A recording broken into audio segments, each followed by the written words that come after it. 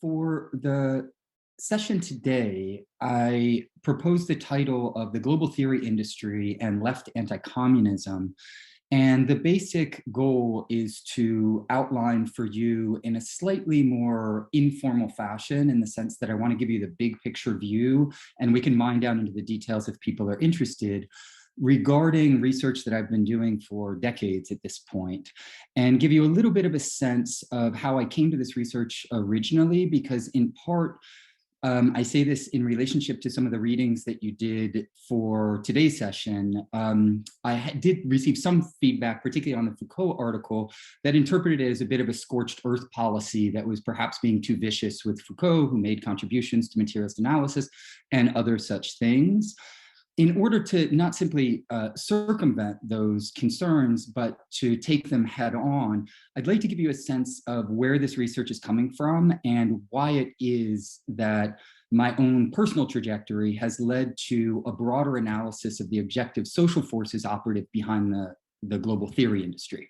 So in short, what I propose to outline, and I want to keep it relatively short, 30 or 40 minutes, is the ways in which my own intellectual itinerary is not necessarily interesting for its own sake, but because it reveals really fundamental things about the objective social forces that have been operative behind both the creation and the maintenance of the limits of the global theory industry. And so my beginning point will simply be, and I take this as a beginning point because I presume that it might overlap with some of your own work and interests, given the age difference between most of us, but then also the kind of the stage at which some of you are at. When I was an undergraduate and a graduate student, I was interested in exploring the most radical and critical theory that was available, that gave us the best tools for analyzing society, but also for transforming society in a more egalitarian fashion. Given the nature of the apparatus of knowledge that I was operating in, and by apparatus of knowledge, I'm kind of drawing on the work of Brecht and others, I mean the entire system of intellectual production, circulation, and reception. So all of the material forces operative in producing ideas in the first place, and this isn't only ideas within the academy, it's also ideas within the press, within the culture industries, within the so-called quote unquote public sphere in general. And that this apparatus of knowledge not only produces knowledge, but then creates very specific channels for certain forms of knowledge circulating and others being excluded from that circulation. And it also predetermines its reception, meaning that if certain ideas are kind of put forth, so to speak, in the public sphere, some of them are picked up upon, written upon, worthy of fame and recognition, and others disappear, are ignored, or actually have smear campaigns launched against them. And so in that regard, in this apparatus of knowledge into which I came into my own kind of intellectual development, both as an undergraduate and then a graduate student in the United States, and I spent about a decade in France, that apparatus was such that it directed me to one particular source, and that is what I would refer to as a generalized critical theory. And that generalized critical theory is a result of a kind of Anglo-Americanization of both French theory, the French theory that is affiliated with the 1960s and 1970s, but I want to return to in a moment. So structuralism and post-structuralism in short, or at least that's how they're called in the Anglophone world, because these terms aren't readily, most of the French intellectual community recognize that post-structuralism is just a further development out of structuralism, because so much is shared with the structuralist project. And so French theory functions as one of the principal roots, if you will, to this generalized Anglo-American form of critical theory, but so does Frankfurt School critical theory, right? And the form of critical theory that was developed in the early 20th century by people like Horkheimer, Adorno, Marcuse, and others, originally in Germany, but then they were exiled to the United States. And so some people distinguish Frankfurt School critical theory as a specific tradition from critical theory in this more generalized tradition. And moreover, both of these, if it be French theory or German style critical theory, have bled into and really functioned as some of the primary kind of tributaries that have given force to so much of the theoretical development within the larger capitalist apparatus of knowledge production. Decolonial theory would be a great example of this, that of course draws so heavily on, figures like Dussel, who is rooted in Levinas, or post-colonial studies that is mediated by figures like Spivak, who's coming directly out of Derrida. You go on and on with this list. Afro-pessimism, which attempts to make Frantz Fanon into a non-revolutionary thinker, which is an incredible intellectual task if ever there was one. But there's an entire industry that is doing this at this point in time. Liberal queer theory, which has basically eradicated materialist queer theory under the name of purported liberation, which ends up taking on forms that resemble more petty bourgeois navel-gazing than radical social transformation in the name of the liberation of sexualities and genders, and has actually played a really crucial role in ignoring, downplaying these traditions from a largely anti-Marxist perspective. So in my own trajectory, I was drawn to this form of generalized critical theory, and I actually wanted to go to the heart of the beast. And so I taught myself French and went to study in France, because I thought that, well, Derrida's still alive, Lyotard was still alive, Lussurigari, and all of these other figures. And so in the mid to late 90s, I originally went to France and then stayed there for about 11 years.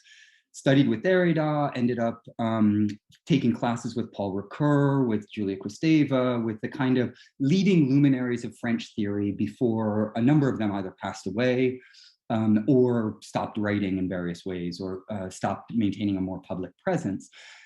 And during that time, I continued my own investigations into the larger world and my understanding of it, and was confronted with a fundamental paradox that I think might overlap with some of your own experience. And that was that I became extremely well-versed in unbelievably intricate discursive games that I mastered, and I mastered in the original language, and I was publishing in the original language. And then there were political occurrences. One very big one in my own lifetime was 9/11/2001, that I had literally no intellectual capacity to understand. I didn't understand global imperialism. I didn't understand the US national security state. I knew nothing about the Afghan trap and the way in which Osama bin Laden and the Mujahideen rebels are a CIA product. They were trained and funded by the CIA. I just had no clue regarding very basic facts of the material existence of peoples around the world. And instead, I was oriented towards a so-called deconstruction of Western metaphysics, which takes its parameters of analysis from a pre-established canon of so-called Western thought, with all of the purported great thinkers, many of them, of course, also affiliated with fascism in various ways. Martin Heidegger, of course, being the most famous of which, because he was an unrepentant Nazi, never apologized for it, never made a public statement, going back on some of the things that he said in the 30s. In fact, on the contrary, if you know his introduction to metaphysics, kind of went in the opposite direction. Paul de Man is a well-known Nazi who ended up reinventing himself and teaching at Yale and inviting Derrida over. And the historical record on Paul de Man, I'd encourage all of you to look into if you're not familiar with it. It gives great insight into the political sensibilities of deconstruction and the ways in which you can be a political liberal or a fascist supporter of either Nazism or various forms of fascism in the case of de Man and Heidegger. And so as I was exploring all of this, it made me think, well, wait, there are problems with the limitations to my own intellectual training. And I began to explore more broadly. Going into the historical social sciences, I was drawn to Foucault first and foremost due to the fact that he has a materialist engagement with archives. He's interested in political questions. I was also drawn to the work of the Bourdieusian sociologists and their critiques of idealism as it's operative within philosophic traditions, their critiques of deconstruction and post-structuralism, some of which I think are very important. I was also drawn to the work of Badiou, Zizek, and other figures who were explicit Marxists, but also have a very profound metaphysical project that they're involved in. And they attempt to bring together metaphysics and Marxism, which, at least from my contemporary perspective, are largely incompatible if you understand by metaphysics the belief in spirit forces and other such things. There are purely materialist metaphysics, so that would be another discussion that I'd be happy to have. But through my engagement with particularly figures like Foucault and Bourdieu and others who are identified as structuralists, whether or not they accept the term themselves, Bourdieu is referred to as a kind of genetic structuralist and embraces the term, at least in some of his writings, as well as I should mention Rancière, right? Rancière comes directly out of the Foucaultian heritage and shares so much with Foucault, including his anti-Marxism and anti-communism, but also his dedication to doing forms of transcendental historiography that look at cultural production and attempt to establish the intellectual coordinates that oversee all of that cultural production, right? So it's transcendental in the sense that it's analyzing cultural production, sometimes in great detail, but what it's ultimately interested in are the idealist forms that purportedly govern those particular modalities of cultural production, right? And so this is different than a materialist analysis of the institutions, the economics, the sociopolitical relations, et cetera, that would go into producing these cultural phenomena. And lo and behold, in spite of the fact that I was frustrated by Derrida and the Derridian circles and Levinasian circles that I was in for not providing enough intellectual framing and understanding of what was going on in the world in the wake of 2001, of the September 11th attacks of 2001, as I began to explore more the work of some of these other figures, I at once found certain resources, but then also extreme limitations, right? In the case of Foucault, you know some of this from the articles that you looked at. He basically ignored the colonial question that was happening right on his doorstep. He was not involved in revolutionary struggles and revolutionary organizing, except for a brief period in the wake of '68, which I interpret, and in fact, two of his major biographers interpreted as being opportunist, right? He recognized that the intelligentsia was going kind of leftist, and he got on board with that project because it elevated his career as a '68 thinker. But then as of about 1972, he turned his back on that. Racial emancipation movements really weren't on the radar. Feminism he was uninterested in, and even his queer politics were arguably more dedicated to bourgeois respectability than the more militant forms of queer liberation that you find contemporaneously in the work of Daniel Guérin and others, Ockhenghem and others within the French intellectual scene. And I was equally then frustrated by Rancière's continuing attacks on Marxism that are not really based in a very serious engagement with the history of the Third International, both at the level of political organizing and at the level of just the intellectual writings, right? There's no serious engagement with Lenin, Mao, Che, or any of these other figures. And instead, he relies on straw person versions of Marxism that could, at the most generous, and this is true of Foucault as well, be described as the Marxism of the Second International, meaning this was a reformist, potentially mildly Eurocentric model of Marxism that thought that you could vote the ruling class out of power. And that the entire Third International, beginning with the Soviet Union and Lenin's leadership of the revolution in the Soviet Union, was pitted against Second International Marxism because it recognized that you will only really be able to seize power by revolutionary self-defense of the social movements, the Marxist social movements themselves, and that requires taking seriously the violent counteroffensive of capitalist countries, 14 of which invaded the Soviet Union in 1918. In that regard, there's not only a lack of historical understanding on the part of the Foucaultian Rancière, I would put Judith Butler and other figures within this lineage of that history, which they really just don't study. They instead rely on straw person arguments that are a little bit embarrassing when you compare them to the actual extant record. And there's also then on the part of those who do defend certain forms of Marxism, such a serious engagement with metaphysics, Platonism in the case of Badiou, and even kind of Christian metaphysics, that is then melded with an attempt to combine Marxism with trend-setting elements from French theory that often obfuscate the contributions of actual historical materialist analysis, right? So that instead of providing a concrete analysis, you can use a symbolic system such as Lacanian psychoanalysis and project it onto social and cultural occurrences as if this was explaining something rather than simply being rooted in an idealist analogy, right? The idea that how one person thinks could somehow explain how the actual material world operates, right? It is actually the onus of those who do this to explain how those points are connected, rather than simply assume that, well, it's true because Lacan said it was true, based on, you know, whatever anybody could potentially understand in Lacan's writings.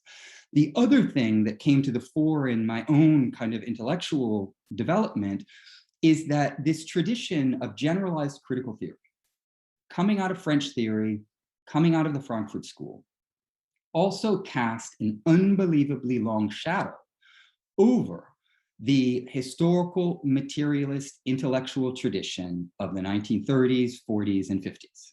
Because for European intellectuals, if we're talking about them at least, you know, in a provisory fashion at this point in time, because of their impact on the global theory industry, almost, you know, a large portion of the European intelligentsia was Marxist in the fascist era of the 1930s and in the wake of World War II, because the liberals and the right wing had been discredited for either aiding and abetting the rise of fascism or supporting it directly, right? So it's incredible when you think of Derrida's rehabilitation of Heidegger in the post-war era.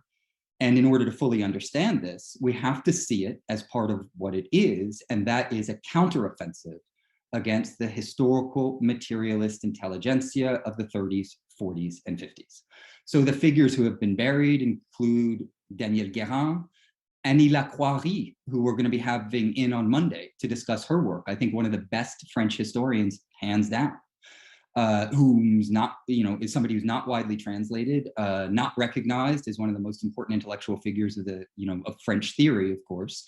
Samir Amin, Henri Lefebvre, some people know, but often he's disconnected from his historical materialist roots. Jacques Jourquet, Thomas Sankara. You know, there's so many other figures in the broader Francophone world that we could introduce to this. Aimé Césaire, of course, who was a historical materialist. And so what I'd like to foreground in this is that my own subjective peregrinations, I don't think are necessarily of great interest in and of themselves, but they do reveal a certain number of things about the objective material relations of knowledge production in the neoliberal era. And increasingly over the last 4 or 5 years, this is what I've become interested in. Meaning that the dominant question for the research project that I'm kind of presenting, but then also want to open up for discussion about, is what were the material forces, the economic forces, the institutional and political forces that supported and promoted this generalized critical theory? If it be in the form of French theory, or if it be in the form of German critical theory as the only critical theory that's, you know, worthy of serious engagement. And moreover, why is it, you know, that, or what are these material forces? And then why is it that the theory that has been promoted, this generalized critical theory, traffics in purportedly radical discourse, but is anchored in extremely conservative worldviews? I just touched on this in Foucault, but we could talk about this in Derrida, in Deleuze, in Luce Irigaray, in Julia Kristeva, many, many other figures. Paul Ricoeur would be a great example. So why is it that this particular discourse that's been promoted traffics in a kind of radical intellectual form of production that's anchored in conservative worldviews and political practices? And what is the substance operative behind the symbols of this radicality? In this regard, the framework of my analysis in the last 5 or 10 years has really shifted. Instead of maintaining the standard idealist and subjectivist framework of analysis that is so widespread in the humanities. And by that, I mean that what we're trained to do, or many of us are trained to do, is focus on the individual production of unique singular beings who purportedly thought at a higher level than the rest of humanity or the masses of humanity. And the assumption is that in doing those forms of analysis, we should focus on an internal analysis, meaning what are the ideas and discourses operative within a particular individual production. This is the mirror opposite of the way that I've come to see the world, which is instead from a materialist, objective analysis of the apparatus of knowledge production, right? So what I'm interested in is what are the objective forces driving these individual subjective forms of intellectual production. At a certain level, anyone who is or has been a graduate student or gone to art school, I think, could relate to this, because you're never, I mean, at least I haven't been in a situation where you are absolutely free and encouraged to do exactly what you want to do. Usually your work is charted in terms of canals that are established of professionalization, of where the current debate is, of what the dominant journals are publishing. You have to make references to some of the symbolic calves of the academy and render your discourse legitimate according to the protocols of the petty bourgeois intelligentsia in the capitalist apparatus of knowledge production. So this shift from subjective to objective, I think, is quintessentially important, but it's also a shift from idealist modalities of analysis to a materialist framework of analysis. So I'm not just interested in, although I've spent an inordinate number of years studying, the discursive production of individual figures, meaning what their internal system of ideas is, right? And I'd be happy to have conversations about this in the case of the figures that I know best, because I spent so much time studying them. But I actually find that that type of intellectual labor prohibits us and keeps us from consecrating time to, or dedicating time to, the larger objective analysis. And that is looking at the forces that cultivate particular subjective theoretical practices and are always on the lookout for them, right?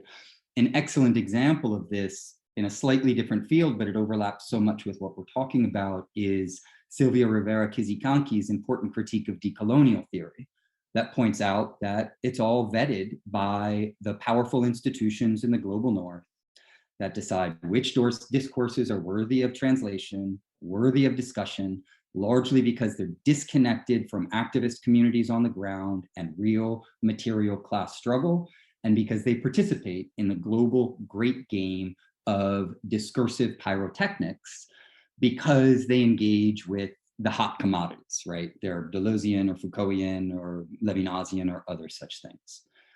In this regard then, and I'm going to give a very quick overview on this, I'd like to give you a bit of insight into where this shift in the framework of analysis has led me into my own account of how we should better understand basically the intellectual history that many of us have been born into. And since this theory industry has been so globalized, you know, people in India and in Australia and in Latin America are also subjected to it, albeit potentially in slightly different forms. And what I'll present basically over the next 10 or 15 minutes is the core of, oh, I see there's a question in the chat. Is this essential right now? Sorry, I just don't want to. Felipe, was there, if it's a question of clarification or whatnot, please jump in. Could you please send the name of the last author mentioned? Who was the last author mentioned?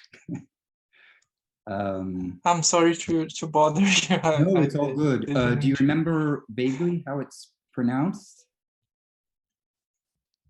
Silvia, maybe. Oh, Silvia Rivera Kizikánki, yeah. I can share, actually. I'm not sure about the exact spelling of the last name, but if you plug it into a search engine, somebody can correct the spelling. And there's an interview in particular that I'm thinking of with her that is excellent, and can share a PDF, or you can probably find it online. Ajaz Ahmad's writings on post-colonial studies are another great example of this kind of critical materialist work that I'm also engaging with.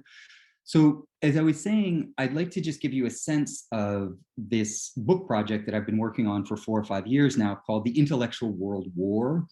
And the focal point for this is on the materialist analysis of the failed attempt to kill the very idea and practice of communism within not only the Western intelligentsia, but the broader global intelligentsia that is subjected to the global theory industry. And one of the reasons that this is important is because in some parallel research that I've been doing on the history of the US national security state, and particularly the CIA, but also other agencies, it came to my attention that one of the primary psychological operations of the US national security state has been to kill the communist left and to shore up, promote, and support the non-communist left. This is the vocabulary that they use in their internal documents. They also refer to it as the compatible left, meaning it's compatible with the capitalist interests of the US empire that the CIA is working for. In that regard, one of the most important organizations, the Congress for Cultural Freedom, that was a front organization for the CIA, was headquartered in Paris and overseen by a CIA agent, Michael Josselson, who then used his power and his influence for 17 years, but then they tried to repackage it with other agencies and with other funding. So this project continued after the demise of the Congress for Cultural Freedom. They set up an entire network of scholarly journals, a network of translations, of international conferences of the biggest possible sort in order to promote the non-communist left.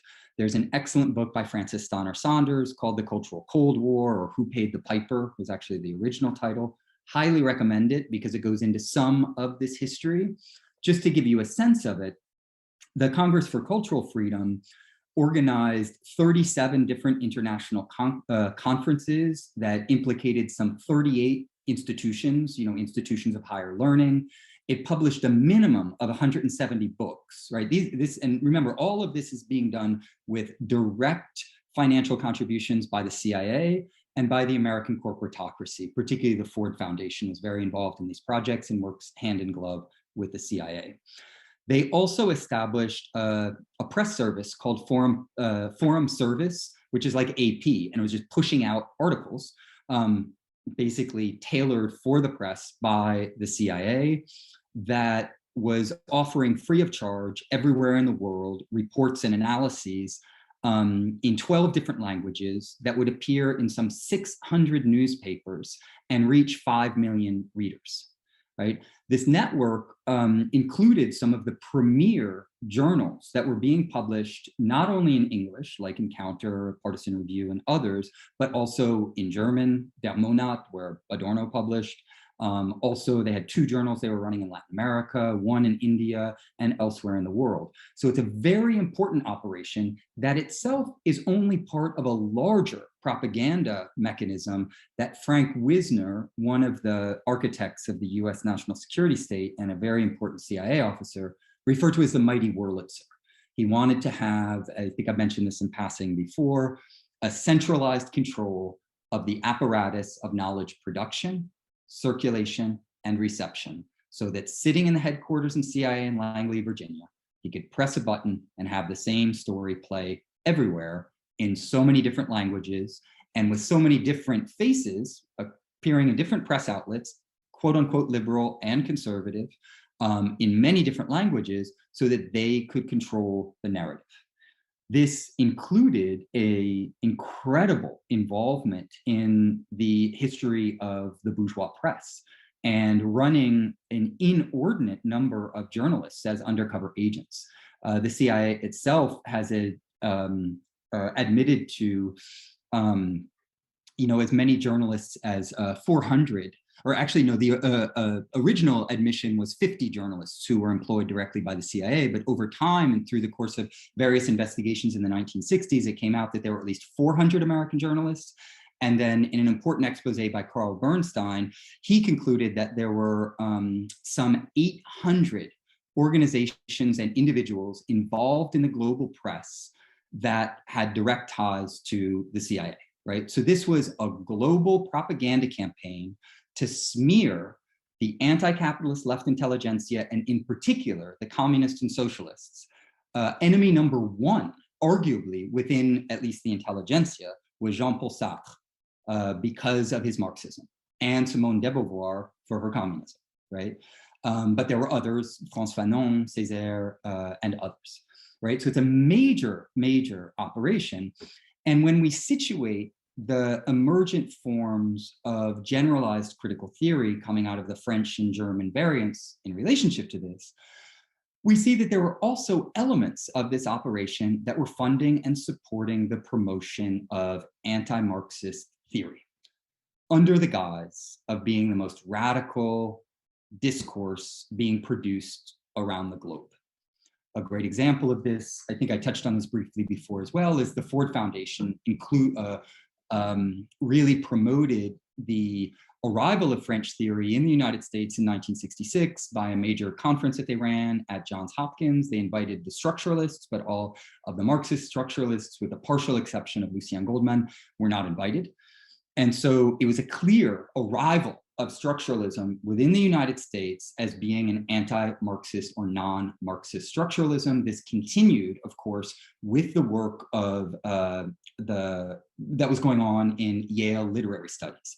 The Yale English department, and in my own research, I found out at one point in time, almost the entire faculty, or at least a large majority of the faculty in the English department at Yale was CIA, meaning that they had direct ties, either working as contractors or as full-time officers or as recruiters, right? So we also, in this research that I've been doing, it behooves us to pull the scales from our eyes and recognize that the university is not an autonomous ivory tower.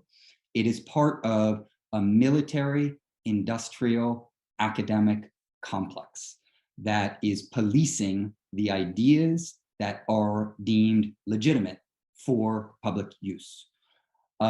So the French theory aspect of that is really important because of the promotion of figures like Derrida, as opposed to Daniel Guérin or Henri Lefebvre or some of the others that I've mentioned, right?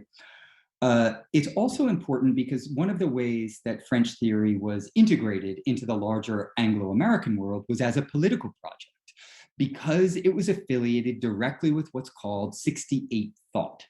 And there's the assumption that even if there wasn't a direct connection, somehow this radical thinking being done by, Foucault, Kristeva, and others had some type of tie to May 68. May 68, which is not just May, it's May, June, it's the entire year. And in fact, it goes back to at least 66. It's a global uprising against the capitalist world system that had significant developments in France, the largest strike in the history, I believe, of Europe, but definitely France at that point in time. But also there were major movements, of course, in Latin America and elsewhere in the world. So it's a global uprising against capitalism. And a lot of it was driven in France, or began at least, or I should say that's one of the important seeds, because there were others like the anti-colonial and anti-imperialist movements. But one of the important seeds was the student movement that was critical of the Gaullist regime for their pro-capitalist reforms that they'd been shoving down the throats of the university. Michel Foucault was involved in writing those reforms, did not speak out against them, did not question them in any rigorous or serious fashion, and had a reputation as being a Gaullist technocrat who operated in these elite circles of power. So Foucault is a very good example of someone who is not only not a 68er, he was on the opposite side of the barricades in 68. Since then, I've mined down into this and looked at all of the other figures. And I've written a very long and detailed article that'll be coming out next year called Historical Commodity Fetishism and Ideological Rollback, that looks at 68 and its relationship to French theory. For the purposes of this conversation, I'd just like to highlight that the affiliation between 68 and French theory is based on an idealist analogy. What I mean by that is that there's the assumption that some discursive radicality, meaning a discursive system such as deconstruction or other such discourses like, Foucaultian archaeology or genealogy or other such things, that these discourses have been put in an analogy with May 68, but there's no materialist basis for that analogy, meaning there's the assumption that there are new ways of speaking and new ways of thinking that emerged in French theory that are somehow connected to what was going on in 68. Now, surely, since they emerged in the time period of 68, there's probably some connection between them. But the connection between them is not idealist analogy. The connection between them is materialist. And what has become increasingly clear to me in this research is that the 68 thinkers that were promoted in the wake of 68 were largely those who were opposed to Marxist and anti-capitalist modes of organizing that had their careers accelerate due to that, and that were promoted as radical precisely because they were not only largely not involved in these movements, but were not supportive of the global anti-capitalist movements more generally, right? I could say a lot more about this, but in the interest of time, I think I'll just go on. And if you want any of the details about, what Lacan was doing in May or Derrida or other such people, I'd be happy to share it. I juxtapose that to the actual thinkers and actors of May 68, who were first and foremost the working class and all of the working class intellectuals who were involved, but also included so many of the intellectuals that people who are subjected to the global theory industry don't know and haven't been translated. Rockhill is one of the people I mentioned before, but there are so many others, and I could provide names if people are interested.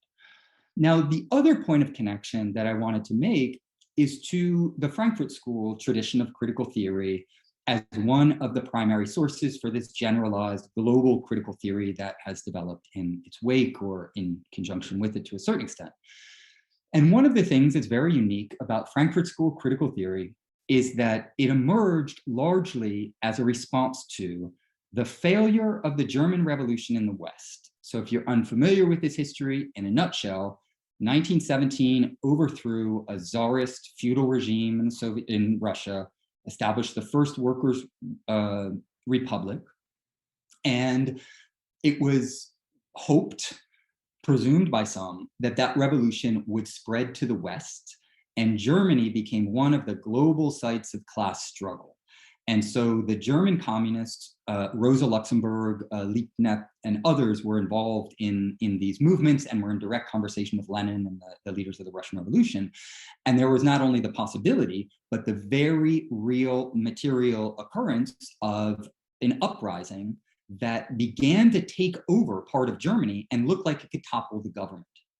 What happened, though, is that the Social Democrats, who were reformist Marxists who believed in using the ballot box as the really primary mechanism for social transformation, turned on the revolutionary Third International Marxists and put them to death.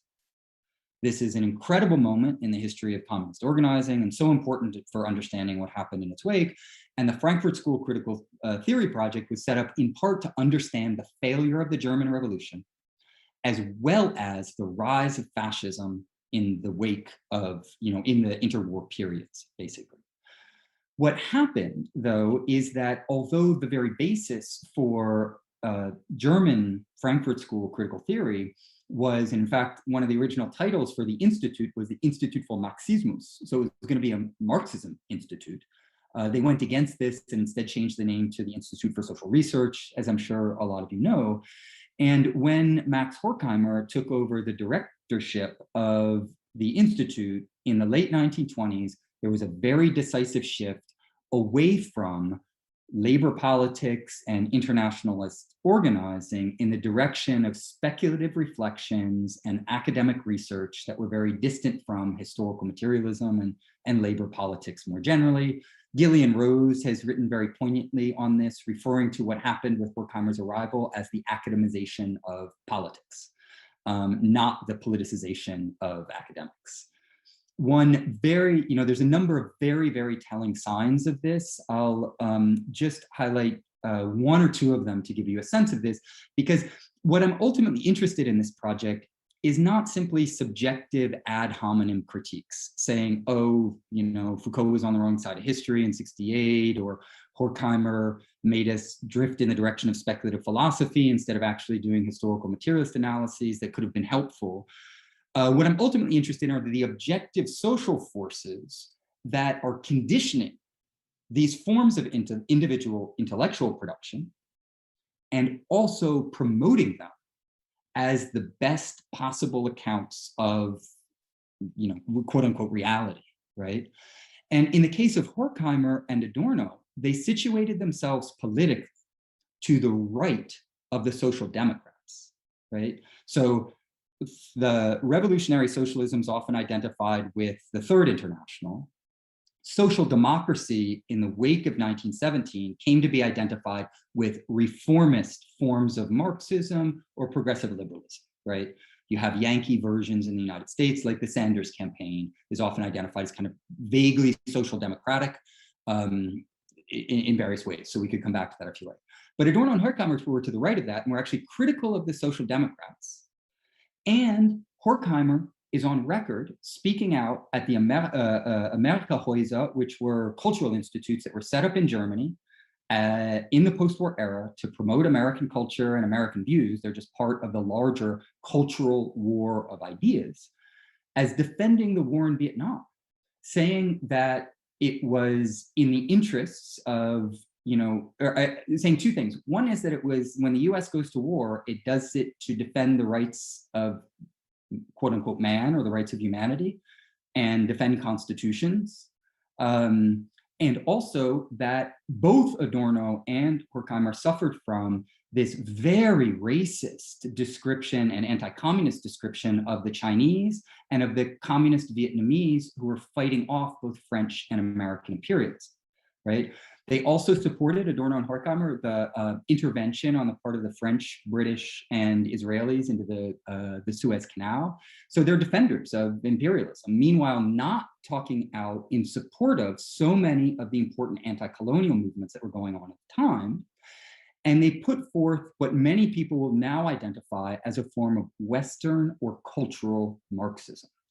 That form presupposes that real materialist class struggle is either too complicated or too risky because it could run into forms of totalitarianism, so-called, and therefore our focal point should be on culture and cultural production, forms of representation, and other such things. And we can, and in certain cases should, do this unmoored from direct political struggles. So if you look at the history of socialist and communist intellectuals going back to like Lukács, Gramsci, Lenin, and others, they were all directly involved in political organizing in various ways to differing levels of capacity and whatnot. But the Frankfurt School tradition of critical theory has severed those ties in the name of a cultural modes of analysis embedded within more speculative forms of philosophy that focus on cultural representations and the norms of Western bourgeois democracies, and therefore contribute to a kind of liberal political project. Liberal in the sense of believing in the electoral mechanisms, and for the most part, and at best what you get is a kind of social democratic, quote unquote, left wing of Frankfurt School critical theory and the work of Nancy Fraser, for instance. But you do not get any of the like historical materialist and revolutionary socialism that is far to the left of that particular orientation. So all of that then leads to my conclusion. And so gather your thoughts and comments, and we'll look for raised hands in 1 second. And that is that my primary concern, I think, in this research is the extent to which left anti-communism, and by that I mean a position in which it's assumed that the left is not communist, and that being on the left means being opposed to actually existing socialism and embracing ideological concepts like totalitarianism that try to merge communism and fascism, which is a historical conundrum. It's not been done successfully yet because they're materially opposed at such profound levels. And that left anti-communism I'm interested in because it has in many ways become the lingua franca of generalized critical theory, meaning that so many self-proclaimed critical theorists can not only make statements about actually existing socialism or the history of historical materialism that are patently false and that have been disproven by not just me as an individual, but by a collective sense of researchers who have explored these topics, but that lingua franca, this kind of standard common sense within the academy, continues to function as a bulwark against these more left-wing orientations, right? So the other thing that I'm interested in is how there are material forces that police the left border of critique and that communicate to people, particularly young people, that if you want to be, a socialist, or if you want to be anti-capitalist, there are ways of doing that, and the ways of doing that are within the compatible left. But the non-compatible left is beyond the pale, and largely not only unpalatable, but has been structurally expunged in various ways from the academy. A lot more that could be said, but in the interest of time, I want to stop there so that we can have ample time for discussion, debate, questions, and comments. Homi Bhabha is not the person that I would go to for rigorous analyses of actually existing Marxism. On the contrary, and I do think it's important. One of the things that I really embrace within Marxist traditions is clarity of writing is linked to clarity of conceptuality and the desire to connect with the masses of humanity in a broader collective project of pedagogy. And so the ratio of obscurantism that is almost systematically introduced into discourses in order to ratchet up one's symbolic capital is more rooted in the petty bourgeois opportunism than in a collective project that includes other researchers and is part of a broader scientific project and social scientific project of analysis. The idea that Marxism is tied to liberalism, then, just to take this head on, is a misunderstanding of the entire material history of both of these traditions. I think I recommended before Domenico Losordo's book on liberalism, a counter history. It's probably the single best book on the topic. I'd also recommend, but not as strongly, my third chapter in Counter History of the Present that looks at the category of democracy and the material history of democracy in the case of the United States. And there's lots of other really good work, because liberalism emerged as a political project as both the ideological and institutionally material support for global capitalism. And it accompanied all of the projects of global capitalism: mass genocide, enslavement, not only the oppression, but the super exploitation of women as domestic slaves, the racialization of global populations, go on down the list, right? And political liberalism, both as a philosophy and as a set of material institutions, is not in contradiction with these projects, but is part and parcel of these projects and always has been. Whereas Marxism is a historical materialist tradition that emerged out of the direct critique of bourgeois social science and bourgeois institutions, particularly liberalism, right? There's a lot more that could be said about that. The situationists are often identified as one of the important seeds in the struggle for anti-capitalist organizing within the Francophone, or within the French world more specifically. Clearly, they were important intellectual references in the lead up to '68, and they were directly involved in some of the occupations, particularly the occupation of the Odeon Theater in central Paris, and one of the other occupations, I'm drawing a blank on which one right now. So they, I think, are important touchstones in that regard. Their own engagement with historical materialism is rather complex, and we'd have to take some time to unpack it. There's also a little bit of opacity in their discourse and their cultural production, but they're one of the traditions that's not as foregrounded as some of the others, right? Many people feel a requirement to read Foucault and Derrida, but not a requirement to read Debord, or at least he'd be like a second or third tier author in that regard. I would give a shout out to, if Emiliano allows me, to Ward Churchill, because he has done some important work, although he has done some things that Emiliano and others are critical of, and I think justifiably so. He refers to a PhD as the terminal degree, because you will only arrive at it after literally decades of education, and anything critical that you put into your dissertation has to be vetted by those who are overseeing it. And it's terminal not only in the sense of, you arrive at an end, but it's largely the end of one's autonomous critical thought, because it has to make it through the gauntlet, I think, as you put it. And that is a very complicated and difficult situation that I think needs to be identified as such. And people should have conversations about tactics and strategies in order to deal with that, so that you can carve out as much autonomy as you potentially can.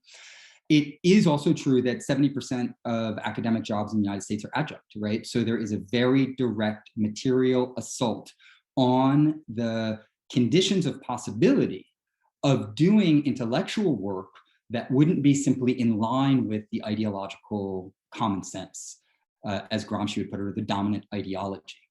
In that regard, as far as identifying tactics for mitigating that or struggling against it, of course, one of the things, and thank you for pointing that out, that we've been trying to do with the critical theory workshop is to carve out some space where people can get some of the credentials from the institutionalized world, profit from its connections, potentially its financial resources and other such things, but cultivate a community that allows us to have different types of engagements, discourses, modes of analysis, and potentially be in a community where all of a sudden the lingua franca is maybe different than the lingua franca that one would otherwise be engaging with. But of course, we're not the only ones trying to do this. There are a number of other important projects.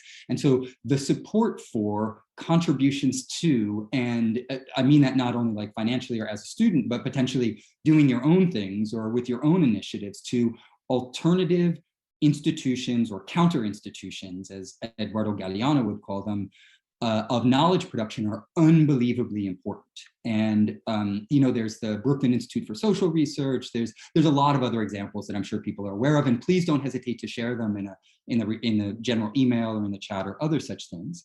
But I also think it's important for one's own intellectual development to recognize how some of the material conditions for doing certain types of work that are not available within the academy might and sometimes are available in other worlds, in particular, cultural worlds and activist worlds. Right? Some of the most important intellectual work, I would argue, of the contemporary era that's been done just even within the US framework has come from intellectuals who are embedded within communities of activists, communities of cultural producers, and sometimes both at the same time. Right? So the article that I just shared with you that I just wrote on fascism was for Liberation School, which is also a platform for collective education that is resourced from activist communities, some of which might have a foot in the academy, might have a foot in the cultural world. But what we really need to do is work together in order to increase objective power, rather than simply focus on our own subjective power and our own individual itineraries, right? If we all leave the critical theory workshop and then pursue our own careerist lines, then I would take it that the project hasn't fully succeeded, because the goal is, we have power by working together and by finding solutions that might not be the solutions that the extant establishment necessarily wants, right? And so collectively, I think we could do a lot more than we could, of course, just individually. And again, Megan, if you want to come back at me, then by all means do, or add a follow-up. We actually have to take seriously the objective forces that are having an impact on all of our subjective intellectual production, right? And so if we don't recognize the general kind of lingua franca of the academy, then we're, eliminating a very essential part of the analysis. So I guess I would say two things. One is that given the breadth and depth of the work of some of these figures, there are, I think, elements that can be, found within them that could potentially contribute to various projects. Adorno's writings on music technology in the early 20th century, when it's actually a materialist analysis, I find quite compelling and quite interesting. When you compare that to some of his aesthetic theory, his account of autonomy, which is largely idealist, I think it comes to be quite problematic. Or you look at some of his political positions, right? Not only calling the cops, but he was generally opposed to the anti-imperialist and anti-capitalist organizing that was going on, not only in his doorstep, but in his classroom. So I think that as analysts, we should always be using what I would refer to as a kind of variegated or compositional hermeneutics, right? Where it's not just a moral judgment where everything this person said is bad or wrong, but there can be elements that we could find that would be useful or productive in various ways. While at the same time, I think it's very important to recognize what the limitations or some of the limitations are. For instance, if Edward Said had been more deeply versed in the historical materialist traditions, and in particular, historical materialist critiques of imperialism in the Middle East and elsewhere, I think it would have improved the book. And the Foucaultian detour into a discursive modality of analysis arguably is an impediment to a deeper level of analysis. And then maybe the final thing that I would say, and this might be a little bit more provocative, is that I've sometimes asked myself, and I have students who will ask me this question, they're looking for like what value could be found in these things, you know, basically the generalized critical theory of the global industry that I've been referencing. And one question I always ask myself is, well, why look there? If you're interested in, like in my own research, I want to understand fascism. Should I read Adorno and Foucault on fascism? Well, why would I look there in the first place? And one of the reasons is the objective coordinates of the apparatus of knowledge that I mentioned before. And so that apparatus is making decisions for me. And it's not necessarily directing me to Michael Parenti's book, Black Shirts and Reds, which is probably one of the very best books written on the history of fascism. Instead, it's directing me to Adorno and Horkheimer. And so I think if we want to cultivate our autonomous and self-reflexive intellectual practices, we should always ask these questions. It will also make for more interesting intellectual work because we'll find resources that are not simply the resources that everybody else is talking about anyway. And the final thing is that if you are really looking for gems, you know, of intellectual content that are going to help advance you and those with whom you interact, theoretically and hopefully practically, why would you look in a desert instead of in a mine? Or another way of putting that is, right, if you're looking for diamonds, don't look in Foucaultian and Adornian deserts. There might be one there, it might be 2 or 3 hidden somewhere, but there's literally millions in other mines that have been excluded in the name of this desert. And in that regard, I think it's really important to plug into some of these traditions of global historical materialist analysis that really gives us resources for understanding the world. Maybe a final thing, sorry, but Caitlin, it's such a good question, is that your generation has been under the jackboot of capitalist social relations, arguably more than any other generation.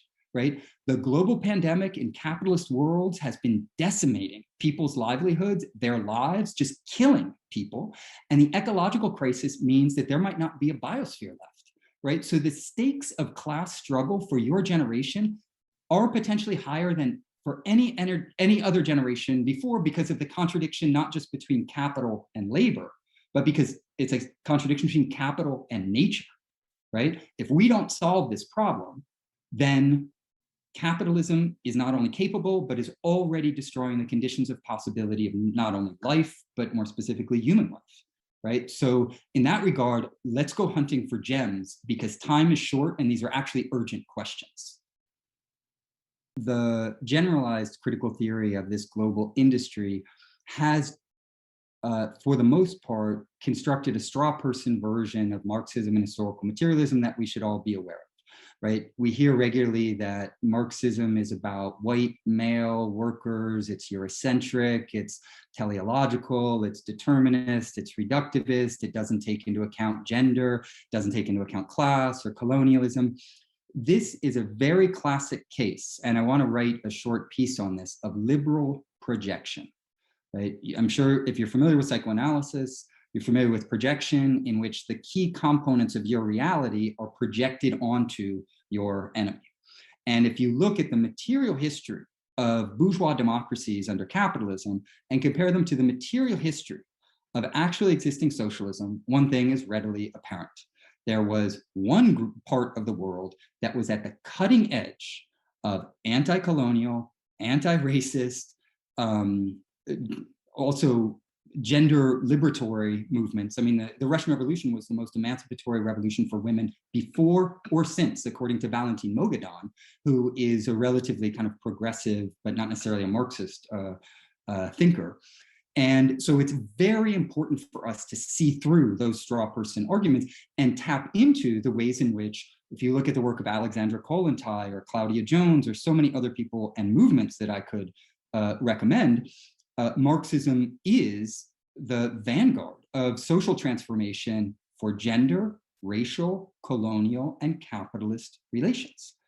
Sexuality, read Engels on the Family, right? There's some problems in the book, but he's interested in the family as a product of historical social relations, and he recognizes that it's modifiable and can be changed and should be changed, right? Because bourgeois social relations are about property, a man owning a woman.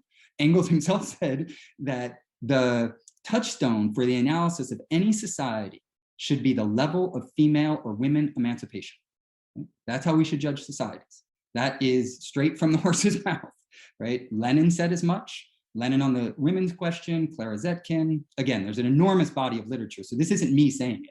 It's this entire tradition that has been excluded from the academy that's saying it. And so if Marxism is engaged with, it's often engaged with in terms of this straw person representation of it. And it's often made into a discourse among other discourses, right? As if the point was to interpret the world, not to understand it profoundly in order to transform it. And so there are many rad lib kind of intellectuals who will either say they're Marxist or, you know, teach Marxism and engage with Marxism and cite Marx and all of this. But there's a big difference between an idealist reduction of Marxism to a discourse or to a straw person versus a materialist understanding of the ways in which Marxism is a science of society that is evolving and changing and constantly learning from feedback loops from practical reality, right? There's not a determined framework. There's an ongoing body of science that is constantly changing, right? And that is formed not by Marx the man, not by Lenin, not by any individual. It's formed by a collectivity of human beings struggling to emancipate themselves from one of the most exploitative and oppressive systems known in the history of the planet, right? So that's just a quick proviso. To actually get to your question, I do think that you're absolutely right that the symbolism of critique is unbelievably important in the academic and the art world, right? People generally, even reactionaries, want to present themselves as critical, right? And there's so many good examples of that. And so one of the forms of symbolic capital in the academy is radicality, right? But the whole point is usually symbol, not substance. But, and this is what I really like about Josue's suggestion, we can use that as a bracing point to our advantage. Meaning, if everybody wants to be really radical, let's be really fucking radical, right? Like, if you want to bring the heat and do an analysis that is actually doing some of the things that these people say they're doing, meaning question the extant systems, bring to the fore actual class struggle in which something is at stake more than discourse, more than language, because it's human lives and human emancipation, and more generally just life, the emancipation of life in general, then let's do it. And in that regard, there's, I think, a way of, you know, there's a certain way in which history is on our side, because as Michael Parenti would always say,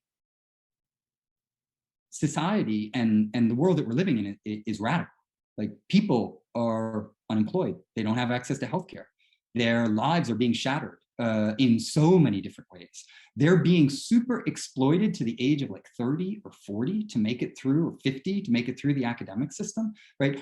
All of these mean that the system is in profound crisis.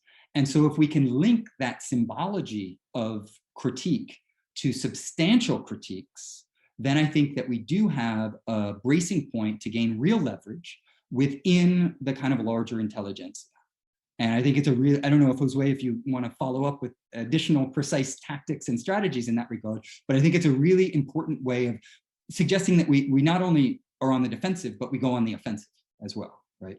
One of the things I think is really important within the historical materialist tradition, particularly of the Third International, is that it's always been internationalist. So the idea that Marxism would be a European product is a misunderstanding of the historical materialist tradition that's international through and through. I mean, Marx himself taught himself Russian and was corresponding with the Russians in the lead up actually to what would later become the Russian Revolution. And so within that tradition, you have people from the Soviet Union, from the Middle East, from India, obviously, from China, from Indonesia, largest communist party outside of China, right, at one point in time prior to the massive genocide. The Latin American historical materialist tradition is unbelievably important, Mariátegui and Galeano and so many others, Che and Fidel, etc. And so this is a tradition that is internationalist through and through. And I think that that is a different approach than the ways in which the global theory industry tries to construct a relationship between what's called the global north and the global south, in which there's a liberal logic of inclusivity, right? The presumption being that what we should do is be more inclusive. So let's bring in Spivak, or let's bring in Chatterjee, or let's bring in these figures from the so-called global north or global south. But when they do that, that's actually mediated by a class and colonial project. I'd point you to Anya Lumba's work. Jennifer, I know, who's on the call, would have a lot to say about this because she's collaborating with Anya on some of these questions.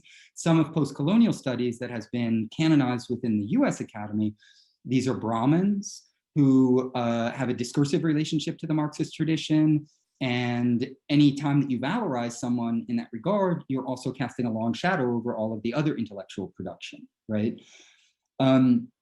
The other thing that I would say is that the historical materialist tradition is not only internationalist, it's a tradition that's founded on self-critique.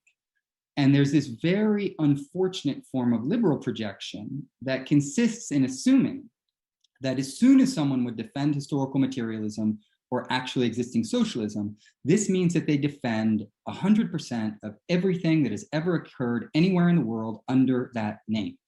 That's not the case, right? Class struggle continues within the socialist camp.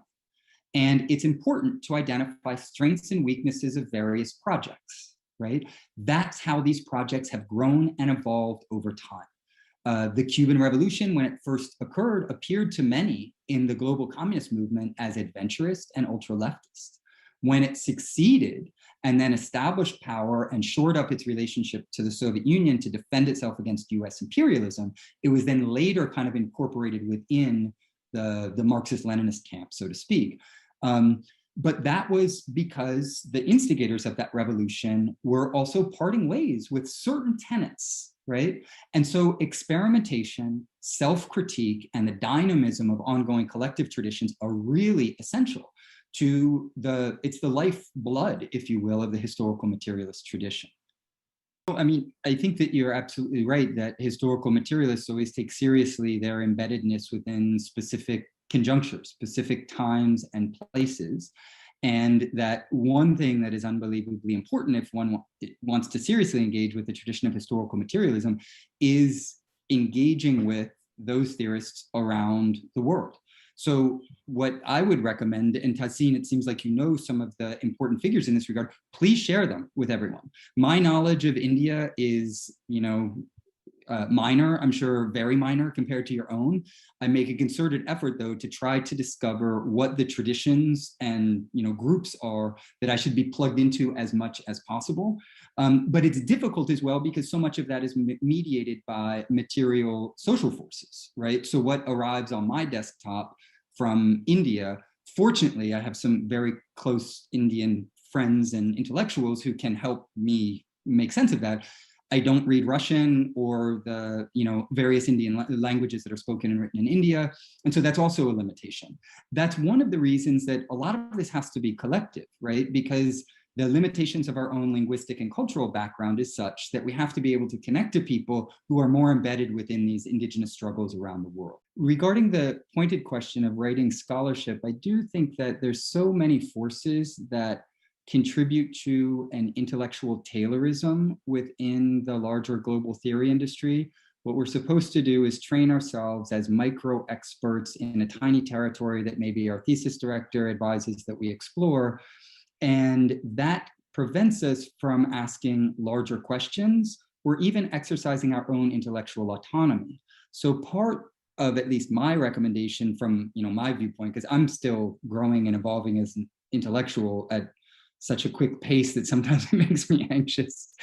But and so I did, just in the sense that I think that we should all be like vitally engaged in asking ourselves these questions all the time, and pushing back against that intellectual Taylorism means, okay, maybe you do have to give the system a little bit of what it wants. If you're writing a dissertation on Joyce or on Dubai or other such things that are more focused, I think it's essential to always ask yourself not only the question, but to explore the larger materialist framework of the context that you're exploring. Because one of the most powerful things about materialism is the process of concrete abstraction, where you can move from a particular element. It can be a work of art, it could be a political occurrence, economic crisis, and you can scale out from it, so that it's not just about the details of what you're investigating, but it gives you an apprehension that would be equivalent to when you look on a map, you pinch out so you can see the big picture. And if you can't see the big picture and how all of this is nested together, then you're losing sight of the social totality. So in short, I would encourage people, even if you do specialized work, take the time to situate it within the social totality, which is an internationalist perspective on the particular time period or set of struggles that you're focusing on. The other thing that I guess you began by touching on is tactics for navigating. And I'd be happy to talk with anyone personally about this. I got my job because I'm a specialist in French theory, because I did, I did my master's with Derrida, my PhD with Badiou, I work closely with Balibar and Rancière, and those are figures who, as I pointed out, of course, carry a certain amount of symbolic capital in the academy. I didn't get my academic position because of an outspoken historical materialism or dedication to the Third International, right? So I'm not naive enough to think, or to think that the system functions differently than this. And so I think that at a tactical and existential level, it's important to identify and map out, here's how the system works, here's the work I want to do and the communities I want to be part of, and how can I solve this problem of finding a way for me to the utmost extent possible to do what I want to do in this particular intellectual community while gaining the resources necessary to do that, if it be in the academy, the cultural world, or other worlds, journalistic world, etc. And that is, I'm always reminded of Jean-Luc Godard's statements on how he'd make his films, because there was always so much pressure to change his films in various ways. And he would, in certain cases, I'm thinking of the 1963 film Contempt, and he changed it based on what the producers made him do. But after the fact, he said, the creative process of making a film, which could be compared to making a dissertation or writing a book or organizing a protest, is one that is always mobilizing creativity to solve real world problems. And so part of our intellectual energy should be focusing on these as real world problems. How are you as people going to, if you haven't yet, find the material conditions necessary for your own intellectual, practical growth, development, etc. And that should also be something, as a follow-up, that we should help one another with, right? We should be allies, because so much of the Taylorism that goes into intellectual production is also pitting us against one another as competitors, right?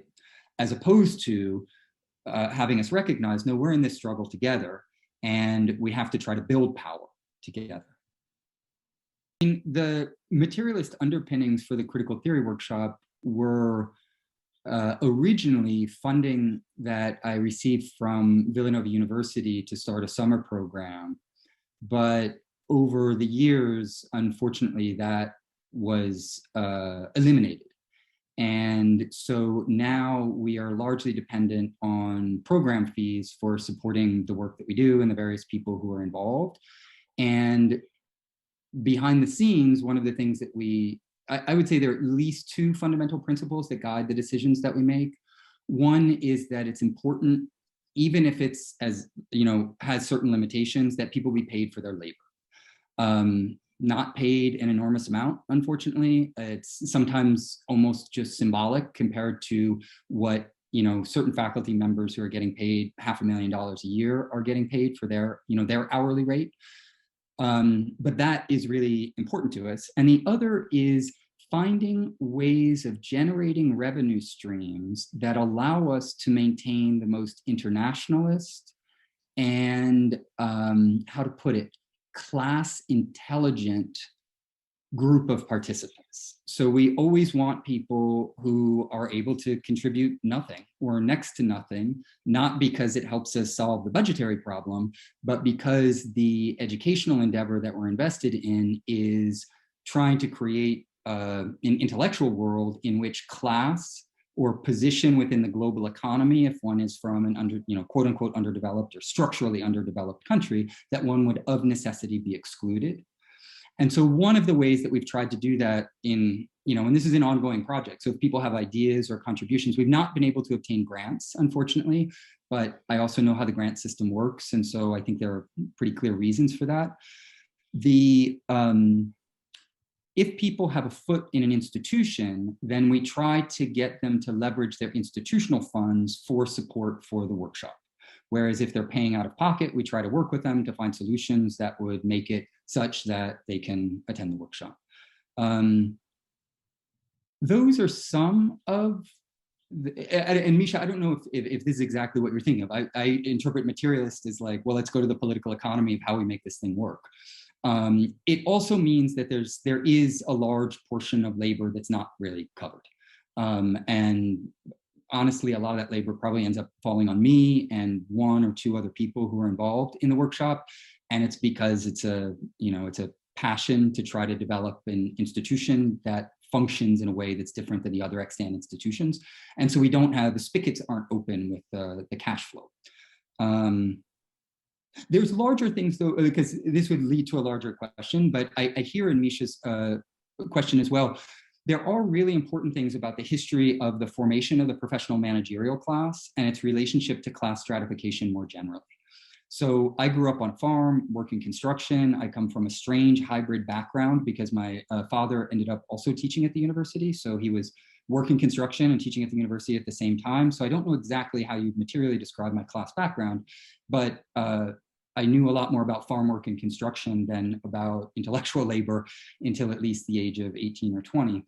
And so I bring that as well, and that sensibility to the workshop, and also to my engagements with the professional managerial class, which I think is best described as a class that plays a very unique function because it mediates between the capitalist ruling class and the masses of humanity. And one of the roles that that class has played, and I'm thinking of journalists, intellectuals, cultural producers, et cetera, in the professional managerial class, is to solve an impossible contradiction, right? They want to make the world appear as if the world constructed by the capitalist ruling class is actually in the best interest, to a certain extent, of the masses of humanity. And they also want to make it appear like they, as intellectuals, are on the side of the people. And this says a lot to what Josue highlighted about the importance of radical symbology within the academy. And that function means that they're often working at counter purposes, right?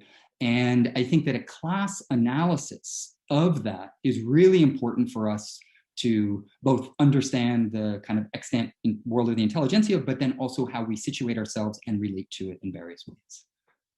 I think it's really important to identify the historical center of gravity of the project of identity politics as being one of the dominant ideologies of neoliberal capitalism. It's the kind of ideology for the liberal left and the progressive intelligentsia. And you do have the white power movement, which is also an identity politics movement that is part of the right-wing conservative and reactionary forms. And so both of them share this particular orientation, which largely is rooted in essentializing and reification of socially and historically constructed identities, right? So there's no real analysis of how these identities were forged over time and why they were forged, what particular ends they served.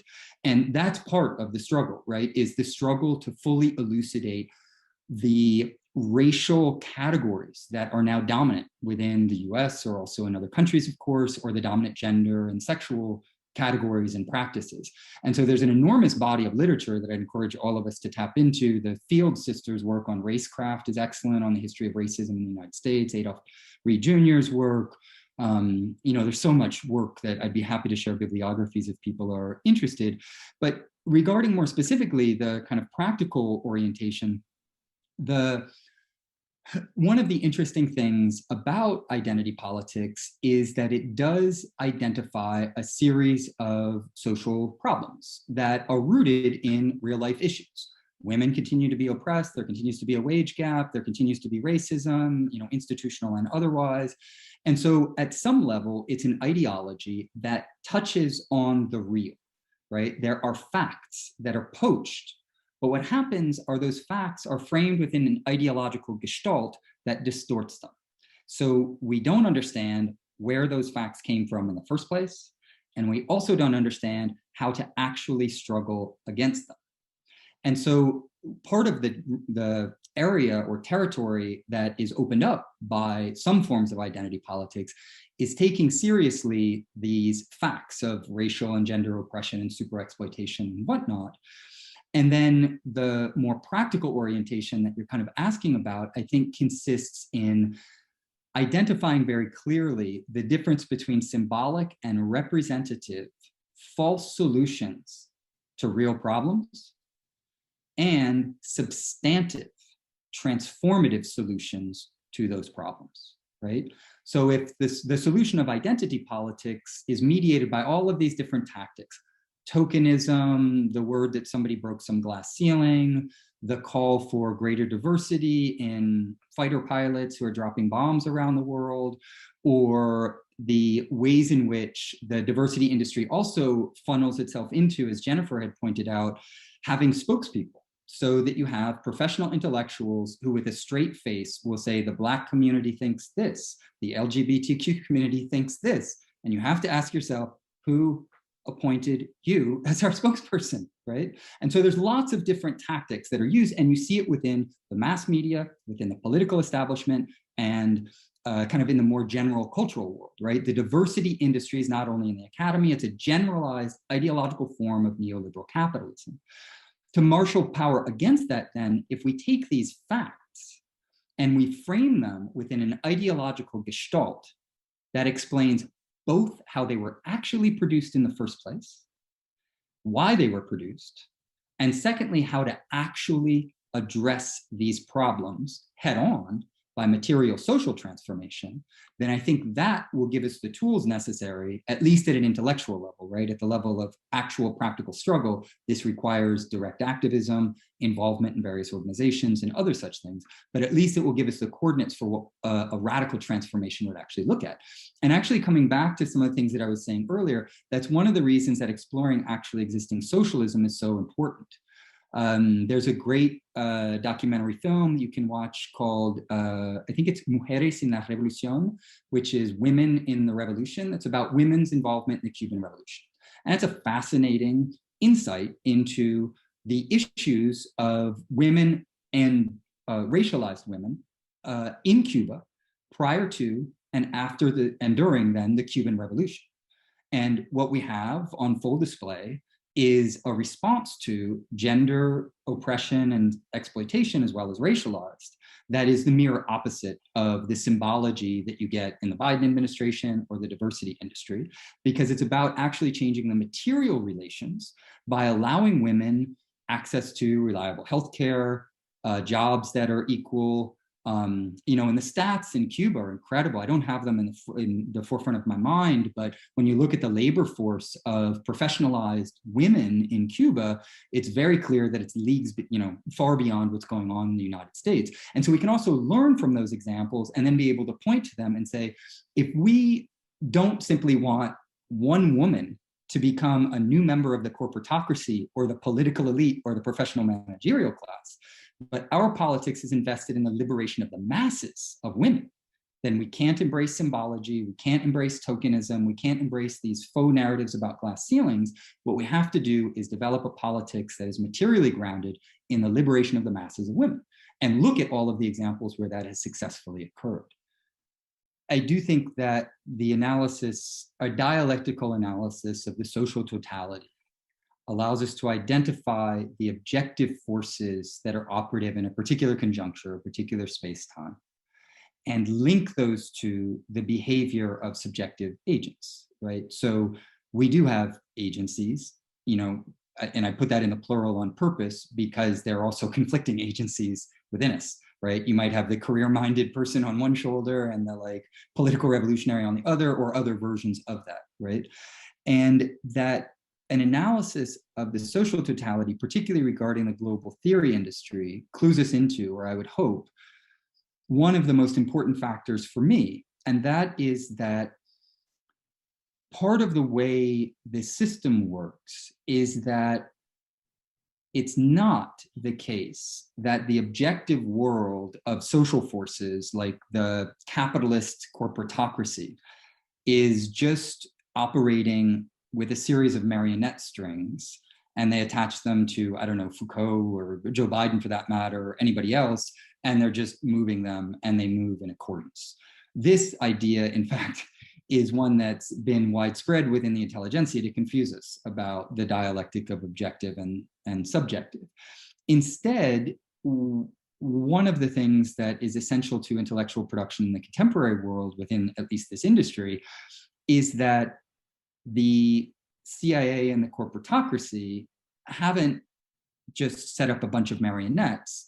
They pay for the construction of marionette theaters. And the marionettes come of their own free will, which hooks up with the point that you raised from Chomsky, which I think is an important point. That is, there's a phenomenon of what's called uplift. If you've ever been in an elevator shaft that's open and there's air that's coming through it that is blowing up, you put a piece of paper out and gravity's not going to take it down, the uplift is going to take it up. What subjects are often subjected to, in both senses of the word subjected, within an objective force field of relations, is uplift. We all understand that if we want to get a good grade on a particular paper or get a job or do certain things, we have often an innate understanding, innate in the sense of, it's become second nature, not that it was born there, of uplift and what we need to do in order to play a particular game or succeed in a particular way. And so the journalist that you're referring to is the journalist who's going to get hired for that job because it's a journalist who doesn't see his or her own self-censorship. Just as intellectuals who would be hired for the academy and believe that it is a free realm of ideas in which it's the meritocracy and whatnot, are usually going to be the people who would be promoted quite seamlessly into the professional managerial class. And so attention to that uplift, I think, is important for identifying how the system works as a dialectic between objective and subjective social forces. And there's also, just to kind of plug this into very specific instances, there's ways that we can see this very, very clearly, or I would hope that most people could see it. Some of the most well-paid and promoted intellectuals, look at Francis Fukuyama. I mean, the guy worked for the Rand Corporation, which is a CIA cutout.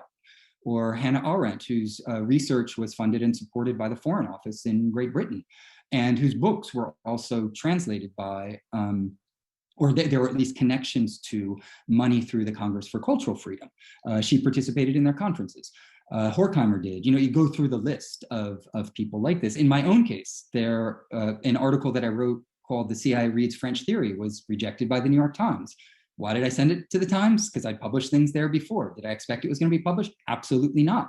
Uplift doesn't work that way, right? And so also identifying those material constraints will hopefully allow us to see where there are sites where we might be able to intervene, whereas there are others that are just blocked. Carlos, does that speak to your question and concerns? Absolutely. Thank you. Great. Well, I think we're pretty much, unless there's an urgent, we've engaged quite a bit with some of the existential questions, which I really appreciate because they're really vital questions, and they're ongoing questions too, for me, right? Because the relationship to institutions, this idea of a long trajectory through an institution, how one relates to larger intellectual worlds, is an ongoing question, right? So I imagine that none of you assume that you'll just get to a point where it'll all be resolved. These are ongoing struggles.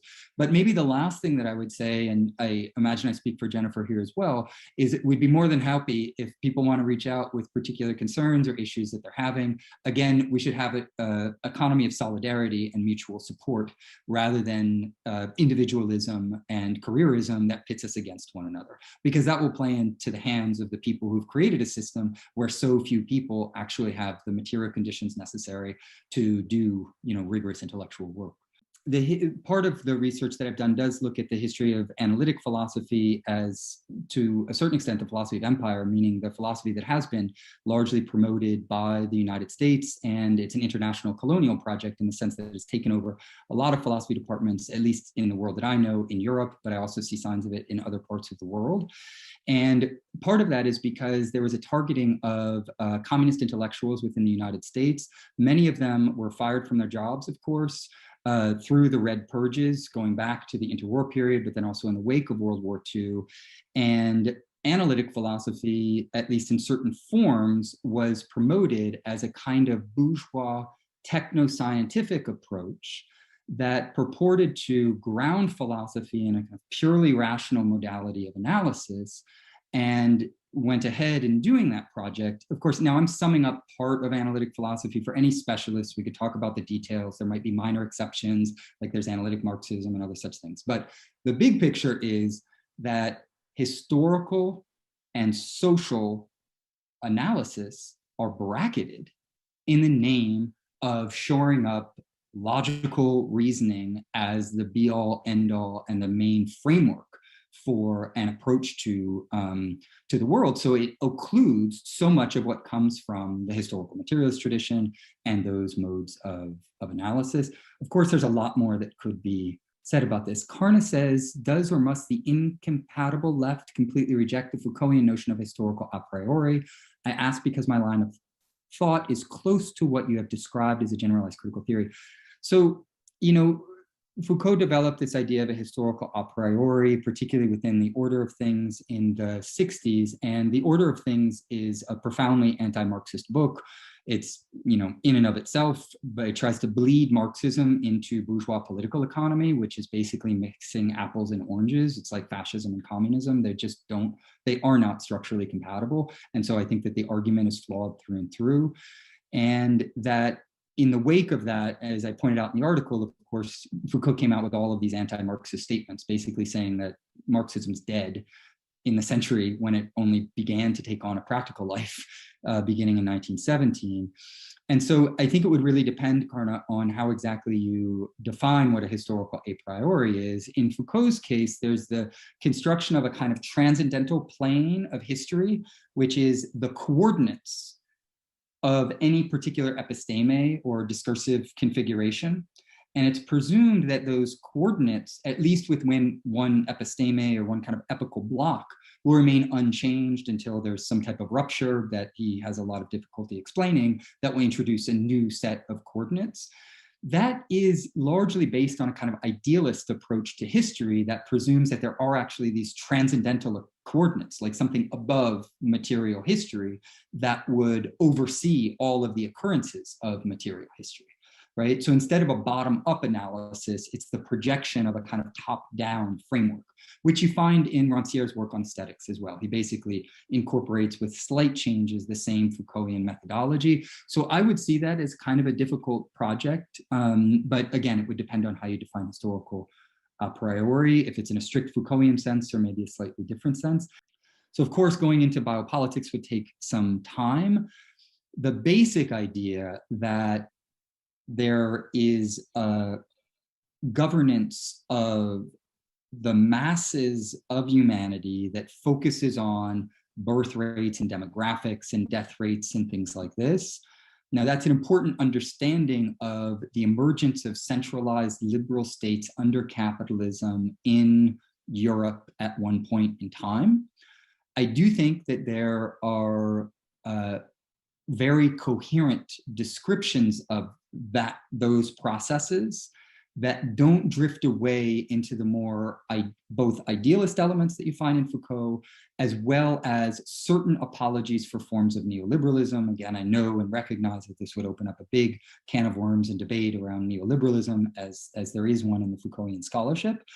And then the ways in which biopolitics has been picked up by people like Membe and others also continues to divorce these biopolitical questions from global class struggle. You know, there might be certain signs of that you could unearth a little bit in Membe. Membe also suffers from a misreading of Foucault in that famous essay on necropolitics, which isn't very helpful because it reveals the lack of materialist rigor in engaging even with the text of Foucault.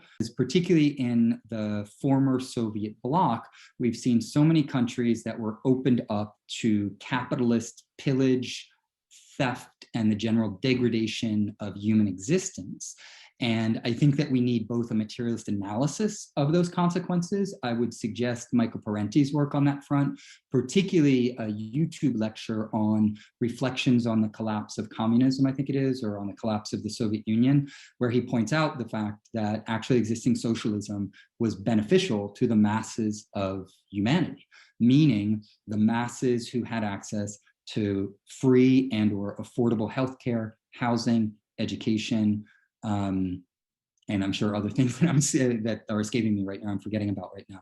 So in that context, I take it that it's probably that much more difficult because a lot of the intellectuals who I've met who are academics in those contexts have profited handsomely from the global uplift of the theory industry, meaning they tend to be the intellectuals who engage with the dominant discourse of the so-called West, and then they police those borders, right? Where we can no longer talk about things that are beyond the pale, but instead we should do, Derridian, Foucaultian modes of analysis would be kind of at best if they're not further to the right of that.